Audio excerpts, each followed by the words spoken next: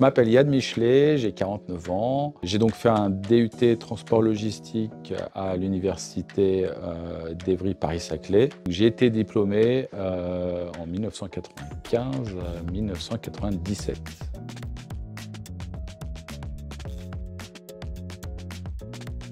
L'objectif, c'était vraiment d'avoir un diplôme après 2 ans.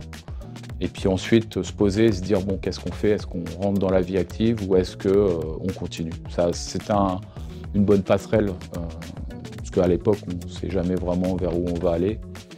Et puis au fil de l'eau, moi j'ai pris goût et j'ai continué. Et j'ai fait 3 années de plus.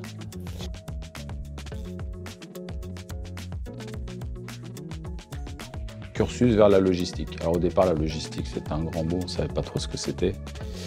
Je suis allé à une journée porte ouverte et j'ai découvert ce cursus qui m'a plu et en fait tout naturellement j'ai poursuivi mes études et j'ai intégré l'IT de transport logistique à Évry.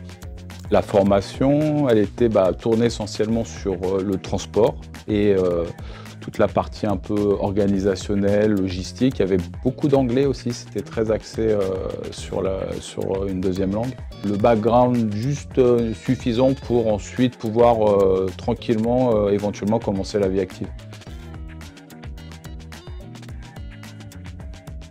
Je suis directeur des opérations dans une entreprise qui s'appelle Jolin. C'est une entreprise qui fait de l'événementiel. Qui fait partie d'un groupe qui est un petit peu plus connu, c'est le groupe GL Event. Et je gère à peu près toutes les équipes opérationnelles. On est une entreprise de 140 personnes et on organise énormément d'événements, surtout sur Paris. Dernièrement, on a fait les Jeux Olympiques, les Paralympiques et puis la Fashion Week qui a eu lieu là, sur le mois de septembre-octobre.